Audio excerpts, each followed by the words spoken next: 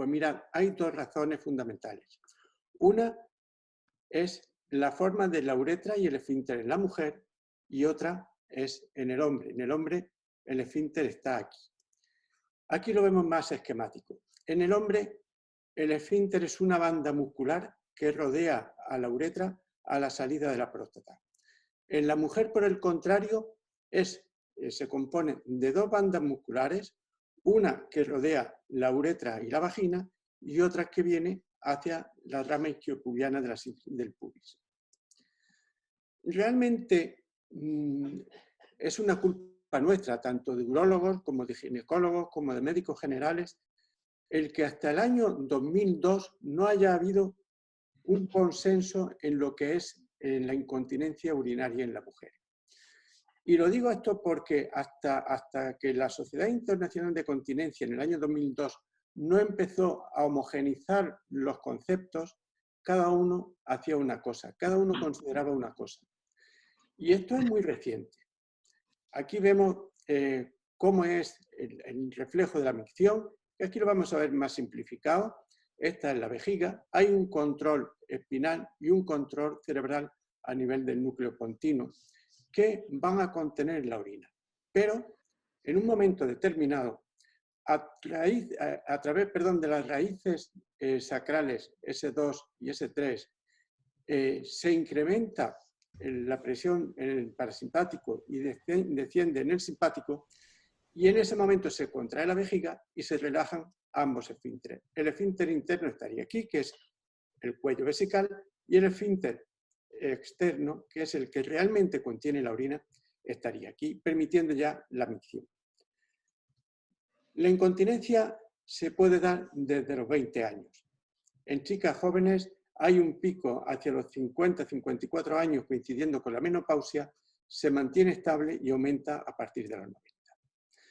Es fundamentalmente un efecto del síndrome genitourinario de la menopausia, lo que a partir de 2013 llamamos como síndrome genitourinario de la menopausia, que antes se conocía como atrofia vulvovaginal. No explica en sí patología, pero sí describe cambios asociados a los estrógenos y otros esteroides sexuales. El aparato urogenital de la mujer es muy sensible a la deprivación estrogénica. Aquí vemos en la niña, en la impúber, luego en la mujer en edad fértil, y cuando ya no hay estrógeno, otra vez el epitelio vuelve a tener. Entonces, este bajo nivel de estrógeno circulante origina cambios fisiológicos, biológicos y clínicos en el mismo epitelio. Además, debido a los partos, hay una estrecha relación entre la incontinencia y el prolapso. La incontinencia como síntoma de la fase de llenado se define como la enfermedad o condición médica caracterizada por cualquier pérdida involuntaria de orina que supone, como hemos dicho antes, un problema higiénico-social. La podemos clasificar como de urgencia, de esfuerzo, mixta, porque tiene parámetros de las dos, y otro tipo, como sería funcional, por rebosamiento, en la enuresis, la continua, y la Gigel incontinence, que es la incontinencia que se produce en la risa y que se produce muchas veces en chicas jóvenes y que puede incluso llegar a vaciar totalmente la vejiga. La incontinencia de esfuerzo se define como la pérdida involuntaria de orina que se asocia al esfuerzo físico. ¿Por qué? Pues porque el ejercicio provoca un aumento de la presión abdominal y como consecuencia de ello se produce un incremento en la presión intravesical. Cuando la presión intravesical supera la presión del esfínter uretral, se origina una pérdida que es la incontinencia. Las causas pueden ser dos: la hipermovilidad de la uretra o la deficiencia intrínseca del esfínter. La uretra hipermóvil es aquella en que los elementos de sostén de la uretra están debilitados o dañados y se denomina como deficiencia esfinteriana intrínseca, que lo veréis en los informes cuando pidáis algún estudio urodinámico. Y es en la que existe un cierre de la uretra insuficiente que puede ser debido a una lesión propia del esfínter, a la denervación del esfínter o a anomalías estructurales de la uretra por intervenciones quirúrgicas previas. Por ejemplo, una uretra rígida y fija adherida al pubis. La de urgencia es la pérdida involuntaria acompañada o no inmediatamente antes, precedida de urgencia miccional. Y está causada por prolapso de los órganos pélvicos y déficit estrogénico, por lesión neurológica, por tumores vesicales. Es muy frecuente en la cistitis rádica, en los fármacos y tóxicos y en enfermedades sistémicas. Y la mixta es un tipo de incontinencia que se asocia a la urgencia y también a los esfuerzos, a los estornudos o a la tos. Vamos a hablar de algo que es muy frecuente, que también es muy interesante, y luego hablaremos al final del todo, cuando hablemos de la estimulación funcional magnética, hablaremos de ello. Y es el síndrome de la vejiga hiperactiva. La vejiga hiperactiva es un conjunto de síntomas en la fase de llenado, caracterizado por la urgencia miccional como síntoma principal, con o sin incontinencia. Habitualmente está asociado a frecuencia miccional elevada y a nicturia, o sea, micciones nocturnas. Es un síndrome exclusivamente clínico. Así pues, dicho síndrome puede cursar o no con incontinencia urinaria y puede ser la expresión clínica de etiología muy variada. Hay muchos procesos, ahora no vamos a entrar en este tema, pero hay muchos procesos en los que se produce una vejiga hiperactiva. En él, la vejiga se va llenando en una persona normal y cuando está llena, siente el reflejo miccional y orinas. En la vejiga hiperactiva, antes de que la vejiga se llene, cuando está a mitad o incluso a menos, se produce esa urgencia miccional y la paciente tiene que orinar. Puede ser idiopática, puede ser secundaria, normalmente de origen neurológica, como hemos dicho antes, y puede estar relacionada con prolapsos, con cistitis rádica, con cistitis intersticial, química por el genoxal, por otros fármacos y tóxicos, por enfermedades sistémicas, por obstrucción y por parásitos. La de parásitos es bastante frecuente en algunas zonas, como por ejemplo en Egipto. Y la incontinencia por rebosamiento. Esta es la incontinencia que se presenta en pacientes sin deseo miccional alguno. El enfermo presenta incontinencia que suele requerir el uso de absorbentes y que origina un cuadro también denominado como retención crónica de orina. El motivo suele ser una obstrucción infravesical con dilatación del todo el tracto urinario, incluido el superior, y que suele acompañarse de insuficiencia renal posrenal. Esto es bastante frecuente en tumores vesicales en el cuello de la vejiga o también en pacientes, en varones, cuando tienen próstatas muy grandes que no se están tratando, se produce una obstrucción aquí, se llega a producir dilatación de cavidades renales, la vejiga está completamente llena y la orina sale sola, pero la vejiga está llena totalmente. Y la continua es la pérdida involuntaria y continua de orina, que puede deberse a una fístula vésico-vaginal o a una desembocadura ectópica del uréter en la vulva o a una lesión grave del sistema esfinteriano. Es lo que se llamaría, por el contrario de la que hablábamos antes de extrínseca, deficiencia esfinteriana intrínseca. En cuanto a la evaluación, la Sociedad Europea de Urología y la Sociedad Internacional de Continencia recomiendan pruebas que son altamente recomendadas, otras solamente recomendadas, unas opcionales y otras no recomendadas. ¿Cuáles son las recomendadas? Son las que deben realizarse a todos los pacientes con infección urinaria. Las recomendadas tienen un uso probado en la mayoría de los pacientes y es recomendado en la evaluación inicial del paciente. Las opcionales tienen valor probado y su uso se deja a juicio clínico porque solamente son importantes en pacientes seleccionados. Sería, por ejemplo, el caso del estudio urodinàmico, como luego hablaremos también. Las no recomendadas son las que no tienen valor probado en casi ninguno de los casos y, por tanto, no son útiles en pacientes normalmente. Las recomendadas, las altamente recomendadas, sí que son fundamentales. Una historia clínica con especial referencia a la naturaleza y duración de la incontinencia, la consignación de los tratamientos previos, quirúrgicos o no, la movilidad del paciente y los factores ambientales, el estado mental y la comorbilidad del paciente, las medicaciones concomitantes y la función sexual e intestinal. Hay que cuantificar los síntomas y los efectos sobre la calidad de vida. Hay que llevar el uso de un diario miccional en el que se documente la frecuencia, lo que orina, la cantidad de líquido que ha bebido el paciente y el número de veces que ha tenido que orinar. La frecuencia la historia debe hacer mucho hincapié en la percepción del paciente sobre la incontinencia, sobre lo que tiene, sobre su calidad de vida. Por ello se recomienda hacer los test, los cuestionarios de calidad de vida. Es fundamental hacer una palpación abdominal, es fundamental hacer un examen neurológico, hay que controlar la sensibilidad perineal táctil, la dolorosa, la genital, anal y glútea, hay que hacer un tacto rectal para ver el tono del esfínter anal y hay que constatar el signo de la incontinencia con el paciente en pie, con ganas de orinar, sobre una toalla o sobre un pad y hacerle que tose. Ya lo oigo perfectamente. ¿Perdón? No, sigue, Pedro, sigue. Se ha colado una...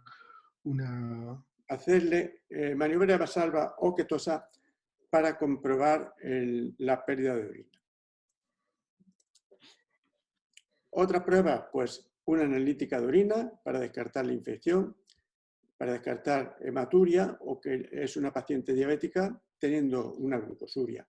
Hay que medir, esto es importantísimo, el residuo comisional mediante una ecografía que además nos permite evaluar los riñones, la vejiga y sobre todo el ángulo uretrovesical con su posible patología asociada como cálculos vesicales, divertículos, tumores en el cuello vesical, etcétera, etcétera. Fundamental también el cuestionario ICQ-SF, el pequeño formato, la flujometría, como hemos dicho antes, con medidas del residuo comisional. El estudio urodinámico solamente en determinados casos. De hecho, ahora lo veremos en las guidelines de 2018 ya se descartaba y solamente se considera cuando se va a hacer un estudio científico, cuando queremos ver los pacientes que responden a un cierto tratamiento o pocos casos más. Pruebas de imagen como radiografía, urografía, el CUMS. El CUMS es necesario cuando hay infecciones urinarias recurrentes para ver si hay reflujo vesicouretral. Y las endoscópicas como la citoscopia, que bueno, normalmente no es necesario hacerla más que en casos excepcionales. Y una que sí es muy importante son los PAD test de 1, de 2 o a las 24 horas. Es ver cuánto pesa el pañal a la hora, a las 2 horas, a las 24 horas, cuánto pesan los pañales con la orina que ha tenido de pérdida la paciente. Otras opcionales, la electromiografía, cuando estamos tratando con pacientes neurológicas y los estudios neurofisiológicos. Como hemos dicho antes, los PAD test, las respuestas reflejas sacra a la estimulación eléctrica y en situaciones específicas el TAC y la resonancia magnética. La orina residual debe medirse en pacientes que reciben tratamientos que pueden causar o empeorar la función miccional. No hay que realizarla rutinariamente cuando ofrezca un tratamiento para infección urinaria sin complicaciones y hay que realizarla si los hallazgos pueden cambiar la elección del tratamiento invasivo. Este es el árbol de decisión. Como hemos visto, el tratamiento, como vamos a hablar ahora, el doctor Arroyo va a hablar del tema del láser, pues lo incluimos. Ya, como comentaba, en la guía clínica de marzo de 2018, las de 2019 son exactamente iguales. Las del 2020 no han salido porque se suelen discutir en las reuniones de la Sociedad Europea de Urología y este año, como era en marzo, no se ha celebrado. Pero lo que se recomienda es hacer un estudio del abdomen para excluir retención aguda de orina y masas pélvicas, hacer un estudio del periné con los genitales externos, la exploración vaginal y la rectal, ver la contracción del suelo pélvico y el examen de las dermatomas inervados por raíces sacras. Hay que hacer una historia clínica, como comentamos antes, absolutamente detallada, hacer una cuantificación de los síntomas. El estudio hormonal estrogénico es muy importante. Estamos hablando de mujeres que fundamentalmente empiezan con la menopausia. Hacer analítica de orina rutinariamente y no tratar rutinariamente las bacteriurias en mujeres posmenopáusicas. Medir la orina residual, como antes comentamos también, con ultrasonidos. Y nada más, muchísimas gracias a todos. Y ahora César nos va a hablar del tratamiento con láser y después seguimos comentando. Gracias, una introducción excelente. Supongo que habrá algunas preguntas ahora para complementar lo que la brillante exposición que nos has dado. Vamos a seguir hablando un poquito. Aquí, vamos a entrar aquí. Y vamos a hablar de lo que son los protocolos de tratamiento con los cuales nos hemos ido desarrollando hasta ahora, ¿no? A ver si lo puedo. Aquí está. Mónica, ¿está activo? Dime qué necesitas. Estás activo, se te ve perfectamente. Bueno, pues básicamente quizás para nosotros ahora lo más importante es hablar ya de lo que sería el tratamiento en sí, ¿no? Quedan siempre muchas dudas sobre el manejo en el protocolo con nuestros láseres para lo que es el tratamiento efectivo, ¿no? La selección es fundamental, como hemos comentado, como ha comentado el doctor Torrecillas, es crucial porque el tratamiento que va a mejorar realmente con láser es el de la incontinencia de esfuerzo. Yo no estoy muy de acuerdo con que sean en grados incipientes. Quizás para la consecución de el máximo resultado, el grado 1, grado 2, sí, pero no todos los pacientes vienen en estas condiciones. Muchos vienen con grados más avanzados, pero que no quieren una intervención quirúrgica, que no quieren ningún tipo de tratamiento. Por tanto, se convierte en una alternativa fundamental el uso del láser por tres motivos fundamentales. Ambulatorio, sin tiempo de incapacidad y sobre todo porque es una técnica reproducible y fácil de hacer. No tardamos ni 20 minutos en realizarlo, pero hay que hacerlo bien. Entonces, siguiendo estos parámetros que vamos a comentar, lo vamos a entender fenomenal y vamos a desgranar el significado de cada uno de ellos. En esa primera sesión, una vez identificado el paciente, preparado ya para el tratamiento, en la preparación, recordad, es importante trabajar de forma cómoda. Si la paciente puede venir depilada en la zona es mucho mejor, porque así el espéculo se va a incorporar mejor, no va a generar ningún tipo de problema con el vello. Es muy importante que venga en condiciones de higiene apropiada, sobre todo antisepsia. Entonces, lo que sí les seguimos recomendando son los óvulos de clorexidina 3 días antes, un óvulo por noche. Clorexidina es común, es totalmente normal, se puede hacer de una forma muy, muy correcta. Y en algunas ocasiones, sobre todo en pacientes que puedan tener un flujo importante o que estén cursando en algún momento con algún tipo de secreción, se le puede mandar a hacer una irrigación vaginal 1 hora o media hora antes de realizar el procedimiento. Dependerá un poco de la distancia de su domicilio a donde va a nuestras consultas, ¿no? Yo siempre les digo mínimo 1 hora para que vengan en condiciones de limpieza y ya puedan trabajar. Muy importante, el espéculo de cristal. El espéculo de cristal nos facilita mucho estos parámetros para los que lo utilicéis están adecuados para ese espéculo de cristal. ¿Por qué? Tiene una razón. Cuando utilizamos el espéculo en varillas, que es el con el que hemos venido trabajando durante mucho tiempo, hay un fenómeno óptico, una barrera óptica que no existe. Que existe, por un lado, fino, en esa pequeña área metálica donde está la sujeción de la varilla, pero hay un territorio en el cual el láser entra de forma prácticamente directa sin ningún tipo de interrupción óptica, en este caso ningún tipo de elemento como puede ser el cristal. Por eso los patrones cambian. Entonces, recordar que lo que tenéis parametrizado para el espéculo debe ser respetado. Si utilizo el espéculo de cristal, sigo los consejos del espéculo de cristal. Si utilizo la de las varillas, sigo el consejo de las varillas. No lo modifiquemos, ¿de acuerdo? Entonces, es fundamental identificar en la máquina que estamos utilizando el espéculo de cristal. Y ahora desgranaremos un poquito qué estamos haciendo en cada situación.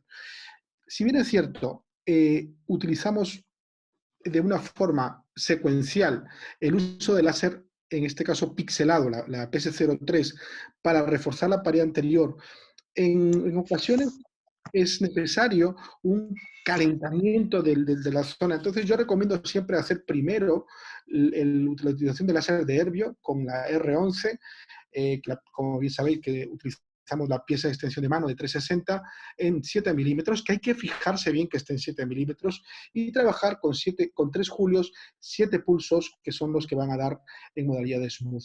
Muy bien, pues esto garantiza de alguna forma que todo el canal está activado cuando empezamos a tratar. O sea, es como mucho más receptivo. Secundariamente, haremos el tratamiento con la PS03, con la pieza pixelada, reforzando la pared anterior. Y aquí viene lo interesante, porque ahí es donde vamos a optimizar nuestra pieza de 90 grados. Viene bien calibrada en el dispositivo especular. Vamos a ver que hay una marca que está dada, creo que la vamos a ver aquí. Aquí la vamos a ver muy bien. Que como vemos está muy orientada a poder trabajar. Si os fijáis en el cuadro inferior, sería en el grado 0. Mirad cómo la pieza fraccionada en ese papel de absorción térmica se ve perfectamente cómo llega a generar un proceso homogéneo de calentamiento. Si os dais cuenta en los puntitos blancos, os vais a fijar cómo se ha generado una absorción muy homogénea. Bueno, pues ese sería el primer paso, en el punto 0, lo que sería las 12.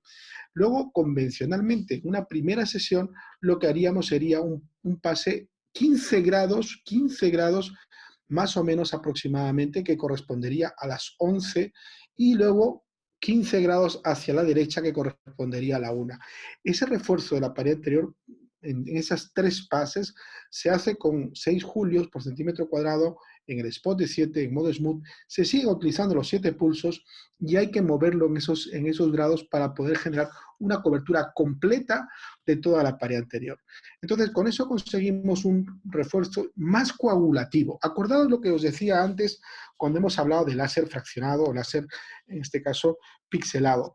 Lo que queremos conseguir es profundidad. Por eso hemos duplicado la energía para ganar profundidad. Mantenemos el smooth, es decir, mínimamente ablativo, pero conseguimos llegar mucho más de forma mucho más profunda y con unos niveles de acúmulo de temperaturas superiores, porque aquí no me interesa el estímulo fibroelástico, aquí lo que me interesa es controlar un proceso coagulativo suficientemente bueno para sujetar esa motilidad, ese movimiento.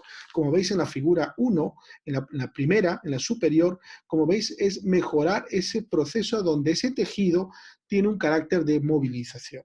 Entonces, en ocasiones, si vemos que está muy distendido, y de eso se puede evidenciar simplemente haciendo el Q-tip test o viendo el movimiento, como bien ha explicado Pedro, en el diagnóstico cuando está la paciente de pie o tumbada, viendo la motilidad que tiene, yo recomendaría ahí que en el caso que vieseis que la paciente tiene una motilidad extremada, asociada, por ejemplo, a un cistocele, deberíamos duplicar ese pase. Es decir, en vez de hacerlo 3 veces, haríamos 6. No ampliaríamos el espectro, sino haríamos 3 veces más, de forma secuencial, no consecutiva, no inmediatamente después, sino terminados los 3 pases, haríamos 3 pases más para poder conseguir esa temperatura y provocar esos cambios. Esos cambios se van a evidenciar a partir de la segunda, tercera semana. Todo lo demás está relacionado solamente con la inflamación, es decir, no me justifica el resultado definitivo. Si bien es cierto, en una primera sesión, a veces con grados muy avanzados, no se espera un resultado espectacular, debemos encontrar algo. Algo nos tiene que decir. Por lo menos nos tiene que decir que hay una mejora de un 20, de un 15, de un 30%, que sería suficiente para poderlo ver. Y si lo queremos objetivar, los PAT test son los mejores para poder ver que eso ha mejorado. Porque a veces los pacientes, y en esto ya entro en otra línea, no solamente en la línea objetiva, sino también en la subjetiva, se espera que con una sesión se arregle todo. Y tenemos que hacerles entender que una primera sesión es como una especie de estímulo, una segunda es una reafirmación y una tercera sesión mínima sería de continuidad. Por eso los intervalos son necesarios para poder hacerlo de forma correcta. ¿Qué ocurre después? Pues hay que reforzar externamente toda la zona introital. Y ahí viene una de las partes más importantes del procedimiento. Hay que explorar bien, hay que familiarizarse bien con la zona, distender muy bien, tirar para arriba la pared anterior y focalizar el pase con la pieza pixelada de PS03, esta vez ya con la pluma, no con el elemento de 90 grados la pieza telescópica de 90 grados, sino con la PS03, hacerlos distanciándonos lo menos posible del tejido y hacerlo de forma que podamos cubrir toda la zona suburetral, desde la zona del meato hacia, en este caso, si lo vemos anatómicamente, sería hacia atrás. O sea, desde la pared anterior yendo hacia adentro, por lo menos unos 4 centímetros. Y ahí hay que trabajar de una forma muy fina, extender bien la zona, hacer posible ayudarnos con el espéculo o si no con los dedos, suficientemente bien como para poder llegar y trabajar. Perderle miedo, familiarizarnos con eso, porque esa es la parte más importante del refuerzo. Es decir, además de lo que hemos hecho antes, le vamos a reforzar. Y ahí usaremos exactamente lo mismo, pero en vez de 7 pulsos, le vamos a dar solamente 2. Y lo haremos de forma en el sentido horario, y luego en la parte de la pared anterior nos dirigiremos hacia atrás, en este caso, si lo vemos en el potro, e iremos hacia atrás dándole esos pases de refuerzo que son importantísimos. Con esto hemos conseguido que tras una primera sesión se consiga entre un 30 y a veces un 40% de efectividad. La segunda sesión normalmente suele ser a las 6 semanas, entre 4 y 6 semanas. Últimamente estoy recomendando que se haga a las 6, no a las 4, porque a veces no da tiempo a ver todo el potencial, todo el resultado de tracción que quiero evidenciar con este procedimiento. Entonces nos estamos dando cuenta que prolongarlo nos da una ayuda mayor para poder conseguir un buen resultado. Si os dais cuenta, no cambia, salvo en la segunda parte, que es donde vemos que en el refuerzo de la pared anterior, si hemos conseguido el resultado positivo, vamos a mantener lo mismo que hicimos en la primera sesión. Sin embargo, si no hemos conseguido el resultado efectivo, porque la paciente dice no he visto nada y además el PAT test nos dice que no hay una mejora importante, ahí os recomiendo incrementar 15 grados más hacia la izquierda, 15 grados más hacia la derecha, o sea que trabajar entre las 10 y las 2 para poder ejercer en esas vaginas que suelen ser casi siempre más distendidas, más dilatadas en la pared anterior, conseguir el mismo resultado y además ser todavía más exhaustivos cuando usamos el refuerzo externo con el uso de la pluma para poder reforzar mejor. Con esto tenemos un éxito muy superior, conseguimos un gran resultado, los pacientes están más satisfechos y en la tercera sesión ya sería, según la evolución, elegiríamos uno o la segunda parte, dependiendo un poco de lo que hayamos visto. También a las 6 semanas es mucho mejor. ¿Qué hemos visto cuando se ha producido en estos casos? ¿Cuál sería mi algoritmo de decisión? ¿Cuál sería mi toma de decisión en estas situaciones? Pues sobre todo ver si ha habido respuesta. Siempre se le advierte al paciente que la respuesta se va a encontrar a partir de la segunda sesión, no de la primera, que no cifre sus expectativas en la primera, es en la segunda donde va a haber esos cambios reales y además, una vez vistos, la tercera sesión le va a mantener el procedimiento. ¿Cuándo le hacemos una cuarta sesión? Pues cuando no hemos conseguido el máximo que tenemos previsto en estos procesos, ¿no? En muchas ocasiones siempre tenemos que pensar que tiene que haber una reducción de 2 puntos. Si tenemos un grado 4, con meterle en un grado 2, estamos ganando calidad de vida y encontrando un buen resultado. Si está en un grado 2, intentar buscar que desaparezca la pérdida sería uno de nuestros objetivos máximos. Eso es más o menos lo que vamos trabajando en los últimos años para poder encontrar esto de una forma correcta. Bueno, pues esto quería comentaros para homogenizar un poquito los criterios. Todo esto se puede acompañar de una técnica maravillosa que ahora el doctor Pedro Torres Díaz os va a explicar, que es el uso de la terapia de magnetismo funcional para mejorar una de las partes que no hemos podido mejorar nosotros con el láser hasta ahora, que es la zona estrictamente muscular. ¿Qué ocurre a nivel muscular? Pues, como bien sabéis, el pubococigio, el elevador del ano, todo este tipo de elementos donde se ha producido una distensión por esa pérdida de refuerzo del suelo pélvico, se puede corregir con fisioterapia, sin duda.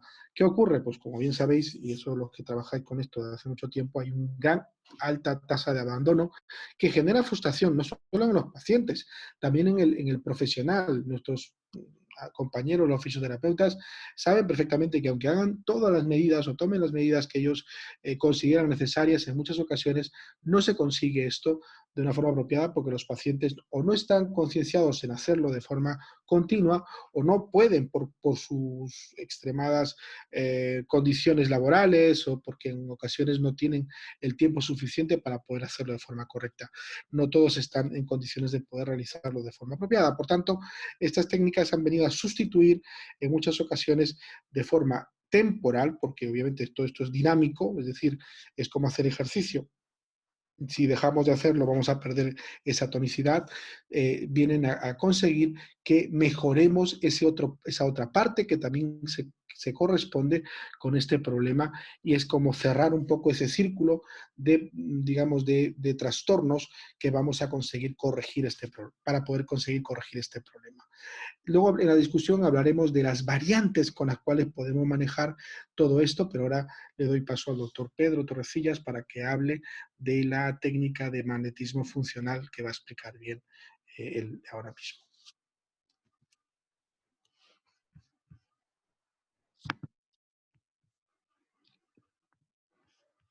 Mónica. Sí, doctor Pedro Adelante. Torrecillas, le doy... doctor, le doy la pantalla para que pueda hacer la presentación.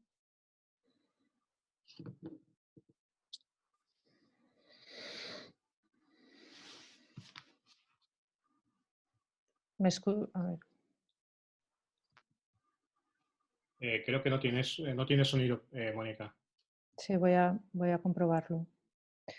¿Tienes imagen, Mónica? Sí.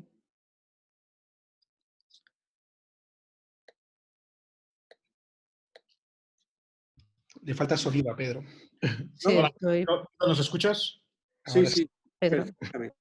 ¿Puedes compartir la pantalla para iniciar tu presentación? Ah, perdón, creí que estaba Sí, tienes en compartida. la parte inferior. Sí, sí, perdona. Ok.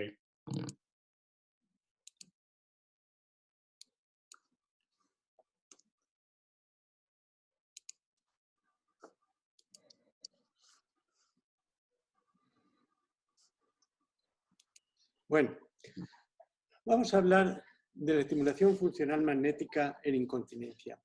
Hace 3 días hubo una presentación muy técnica del doctor Jorge Elías y yo he querido darle un aspecto mucho más teórico para que todos comprendamos después qué es la estimulación funcional, qué es el magnetismo dentro de nuestro cuerpo. La estimulación funcional magnética es un método de estimulación neuromuscular que no depende del paso de la corriente eléctrica a través del electrodo y de la piel. Un campo magnético penetra profundamente en el cuerpo, induce un campo eléctrico que va a hacer que los iones fluyan y causen estimulación. Un momentito. El objetivo de la estimulación funcional magnética es hacer que la neurona se despolarice, lo que eventualmente conduce a una contracción muscular completa. Si en algún momento tenéis alguna duda, por favor, lo comentamos, y paramos y lo comentamos. Y ya entramos de lleno en lo que es la silla de Iskra para incontinencia. La silla es un dispositivo integrado en un sillón provisto de 2 solenoides que emiten energía magnética dirigida a fascias y sistema neuromuscular del paciente. El sistema consta, como veis aquí, de una silla o un sillón que tiene un solenoide lumbosacro y otro solenoide aquí en el asiento para la zona pélvica y que puede tener otros solenoides extras que luego comentaremos su finalidad. Tiene una unidad de control que regula el programa que nosotros hemos puesto, el tiempo, las condiciones, y que, importantísimo, permite reprogramar de nuevas aplicaciones. Como hemos dicho, aquí hay solenoides diferentes, de distintos tamaños, que nos van a permitir tratamientos de otras patologías, como es la disfunción eréctil, musculares, esqueléticos y estéticos. Esta es la pantalla de la máquina en la que nosotros vemos que hay un apartado de una carpeta de incontinencia, otra de espalda y suelo pélvico, otra de manubrio manual y otra para un cuarto canal. Cuando abrimos la pantalla de incontinencia, encontramos todos estos tratamientos: incontinencia de urgencia, de estrés, mixta, urgencia leve, incontinencia leve. Y además, en la hoja que tenemos de tratamiento, vemos que los tipos de onda que va a tener el tratamiento. Eso también lo vamos a comentar posteriormente. Como decía antes, permite una amplia variedad. Permite, perdón, que se me va con el cursor. Permite hacer un tratamiento a los que tenéis clínica de medicina estética.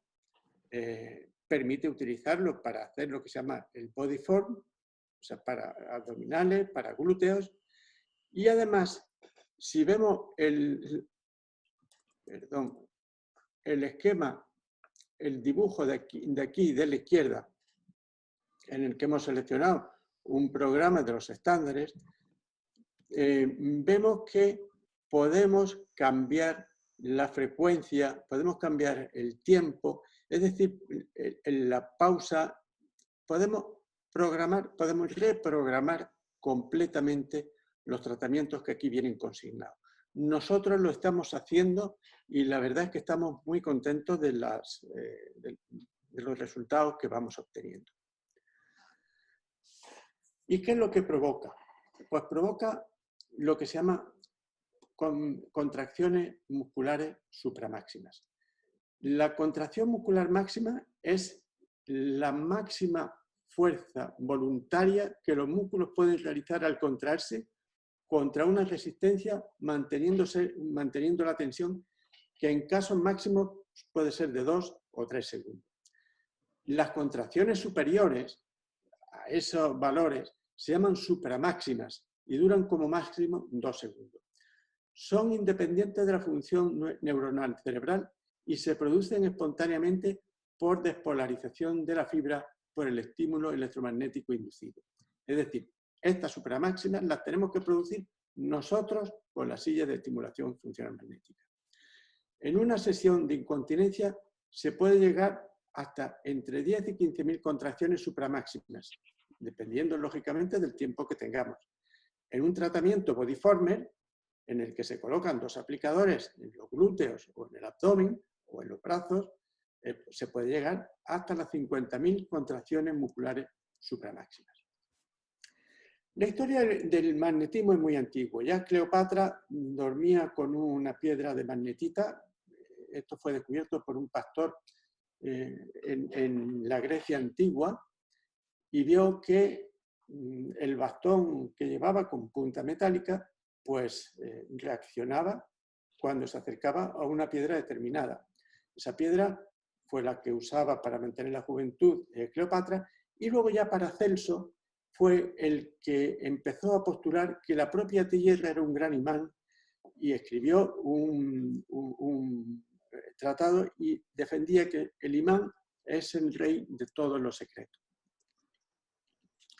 Pero no fue hasta 1864 cuando Maxwell ya habla del magnetismo y además describe las 4 leyes de Maxwell que se llaman sobre el magnetismo. En definitiva, lo que nos contaba es que una corriente eléctrica puede producir magnetismo y al contrario, un imán, una corriente magnética, puede producir electricidad. Esto lo habréis observado muy frecuentemente cuando pasáis por debajo de una línea de alta tensión. El órgano más sensible al magnetismo es el ojo. Y muchas personas, cuando pasan por debajo de unos cables de alta tensión, notan una sensación especial fundamentalmente en la vista. Por tanto, hablamos de que el magnetismo es una propiedad de la materia que resulta de los electrones orbitando alrededor del núcleo. Este efecto produce una orientación denominado giro, y la generación de campos magnéticos se mide en unidades Gauss o Tesla. Un Tesla equivale a 10.000 Gauss. El campo magnético de la Tierra es aproximadamente de 0,5 Gauss, mientras que los equipos de resonancia magnética llegan hasta los 3 Tesla. Ahora mismo se está investigando incluso en centros de investigación en Estados Unidos, se está trabajando con hasta 5 Tesla. El campo magnético y electromagnético a nivel celular actúa produciendo activación de la repolarización, como hemos dicho antes, y de la permeabilidad celular.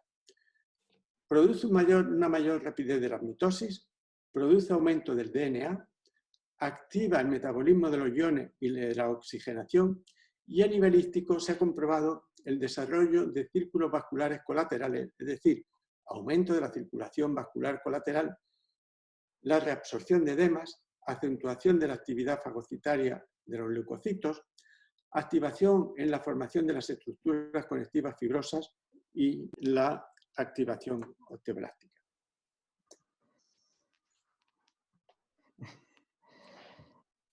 El término radiación significa simplemente energía transmitida por ondas.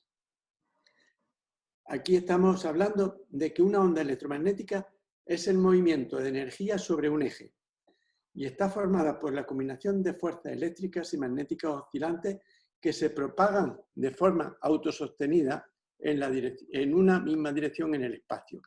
Las cargas eléctricas en movimiento son la causa subyacente de todo magnetismo. Todo cambio en el campo eléctrico va acompañado de un cambio en el campo magnético y viceversa. Esto lo he hecho yo, lo hice ayer, son partículas de ferritita que conseguí de la persona que me hace que hace las copias de las llaves, y lo único que hice fue poner un imán debajo y moverla sobre un papel. Todas las modalidades de energía en nuestro universo conocido se disponen en el espectro electromagnético. Los que tenéis láser, acordaros de que siempre ponemos la imagen del espectro electromagnético donde nos estamos moviendo. Este se divide en radiaciones ionizantes, que son las que son capaces de romper enlaces moleculares, y las no ionizantes, o sea, las que trabajamos nosotros, que no rompen enlaces moleculares, incluyendo las radiaciones ópticas y electromagnéticas. El espectro abarca desde los electrones de menor energía y movimiento más lento de la corriente eléctrica hasta los fotones de mayor energía y velocidad de la luz visible y de otras ondas. Nosotros percibimos la mayor parte de estas frecuencias a través de sus efectos: luz, color, calor, sonido, y nunca directamente en forma visual. En esta clasificación, lo que a nosotros nos interesa, hay campos magnéticos permanentes y estáticos, hay campos electromagnéticos de ondas sinusoidales de baja frecuencia, que son los que a nosotros nos interesan. Están presentes en líneas de distribución con frecuencias de 60 Hz, 50 en Europa, aunque ya están permitidos los 60. Hay campos electromagnéticos pulsados de muy baja frecuencia, hasta 30 kHz, que mantienen siempre la misma polaridad y tienen formas y amplitudes específicas. Son los más utilizados con fines diagnósticos y terapéuticos. Estos son, por ejemplo, la resonancia magnética. Hay campos pulsados de radiofrecuencia, hay campos de baja frecuencia, que son la estimulación transcraneal magnética, y hay ondas milimétricas que su rango de frecuencia está entre los 30 y los 100 GHz. Bien, pues en el humano, la ley de André-Marie Ampère y la ley de inducción de Faraday, que dicen que el flujo de corriente eléctrica debe producir campos magnéticos en el espacio circundante y que los cambios magnéticos oscilantes generan corrientes eléctricas oscilantes en conductores cercanos, incluyendo los tejidos vivos, son los que a nosotros nos interesan. Porque los efectos del electromagnetismo en el ser humano no deben ser evaluados considerando únicamente la fuente de energía que emiten los estímulos. Es fundamental reconocer el entorno biológico con el que dicha energía interactúa. De allí que los resultados de experimentación in vitro no necesariamente puedan ser extrapolados in vivo. Es realmente complicado definir el efecto de los campos magnéticos sobre el tejido vivo, por la dificultad de identificar si la respuesta biológica es producto del campo magnético, del campo eléctrico o de la radiación electromagnética. La diferencia entre los dos primeros radica en la alineación de los electrones, mientras que la radiación electromagnética se caracteriza por la liberación de fotones a distancia en el espacio. Es la que a nosotros nos está incumbiendo en este momento. La conclusión se fundamenta en varios modelos teóricos que demuestran que el magnetismo es responsable del efecto orgánico. Como hablábamos antes, el magnetismo es un fenómeno físico que ejerce su influencia sobre todo el universo, incluyendo los seres vivos. Las manifestaciones biológicas del electromagnetismo van desde el potencial de acción producido de la despolarización celular en respuesta al flujo iónico a través de su membrana, hasta representaciones orgánicas que de hecho son utilizadas con fines diagnósticos, como la actividad eléctrica cardíaca, o sea, el electrocardiograma, el encefalograma, el electromiograma. Y cuando ya hablamos concretamente, volvemos al tema de la silla de Iskra, estamos hablando de que si nosotros tenemos aquí puesto el solenoide, tenemos puesto el solenoide en el suelo pélvico, vamos a trabajar con hasta 8 centímetros de profundidad. Hay quien dice que llega a los 10 centímetros, pero la efectividad máxima se queda en los 8 centímetros de profundidad. Los pulsos magnéticos duran 250 microsegundos, con repeticiones de 60 hercios. Esto es lo que está autorizado hoy en día, tanto en Estados Unidos como en Europa. Frecuencia de 60 hercios para que dé tiempo a que el músculo se relaje, aunque sean fracciones de 250 microsegundos, y no se produzca acúmulo de ácido láctico en el músculo que produciría agujetas. Hay 3 tipos de meseta, como veremos ahora, 3 tipos de ondas: meseta, escalera y sinusoidal, que son totalmente abiertos y reprogramables por el médico buscando una mayor efectividad, como hemos visto anteriormente. Se puede completar en pacientes el tratamiento, en casos en que nosotros decidamos, haciendo el tratamiento en suelo pélvico, el lumbosacro y además con el aplicador de mano cerrando y haciendo sobre el abdomen. O sea, estaríamos trabajando suelo pélvico, lumbosacro y abdomen sobre la vejiga, porque lo que nos interesa a nosotros es esta zona muscular que tenemos aquí en la imagen. ¿Cómo hacemos el tratamiento? Pues sesiones de entre 20 y 30 minutos, 1 o 2 veces en semana, dependiendo también de las disponibilidades del paciente. Entre 4 y 8 semanas. Repetimos el tratamiento a los 6 meses o a los 9 meses con sesiones de recordatorio. Si lo asociamos al láser de helio, la efectividad de ambos es muy superior. Con el láser estamos tratando la zona íntima de la vagina y estamos tratando sobre el epitelio, y con la estimulación funcional magnética estamos tratando el plano muscular, con lo cual mejoramos muchísimo cuando se asocian los 2 tratamientos, como comentaba. ¿Qué pacientes podemos tratar? Muchísimos. Os voy a decir en nuestra especialidad: incontinencia de urgencia, de estrés, la mixta, importantísimo, incontinencia fecal, la nicturia, el dolor pélvico, la patología del pudendo, el posparto, en los hombres la recuperación de la prostatectomía. Estamos haciendo ensayos, estudios sobre disfunción eréctil de origen neurológico o vascular, y estamos haciendo también algunos estudios en pacientes con prostatitis. El cuadro que viene en la máquina habla de todo esto y de todo esto, todos los programas. Pero claro, todo esto queda fuera de nuestras posibilidades. Realmente el magnetismo se empezó a utilizar en los años 80 para el tratamiento y la consolidación de fracturas óseas por parte de los traumatólogos. En el caso de incontinencia urinaria refractadas, el solenoide lumbosacro, que además es regulable en altura, actuaría como un estimulador neuromodulador. Sería como el Interesting, como una especie de neuromodulador que se le acopla a los pacientes y que el Interesting, que para muchos de vosotros será conocido. Contraindicaciones son todas relativas. El embarazo, la lactancia, el cáncer, la epilepsia. El marcapasos realmente no tiene mucha trascendencia porque ya he dicho que llega a unos 8 centímetros, 10 como mucho. El marcapasos está en un sitio que no va a llegar y la arritmia tampoco. O sea que son cosas que para curarnos en salud, pero que no tienen mayor trascendencia y no va a pasar nada.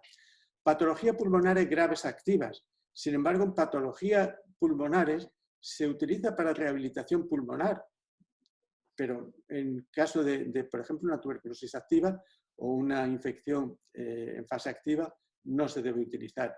No se debe utilizar tampoco en heridas abiertas en la zona que vamos a tratar, o cuando hay bombas de medicación, o cuando hay un desgarro muscular completo en la zona que vamos a tratar. En conclusión, es un tratamiento para todo el tejido neuromuscular del suelo pélvico mediante la inducción de corriente electromagnética que transcurren motoras y sensitivas del suelo pelviano.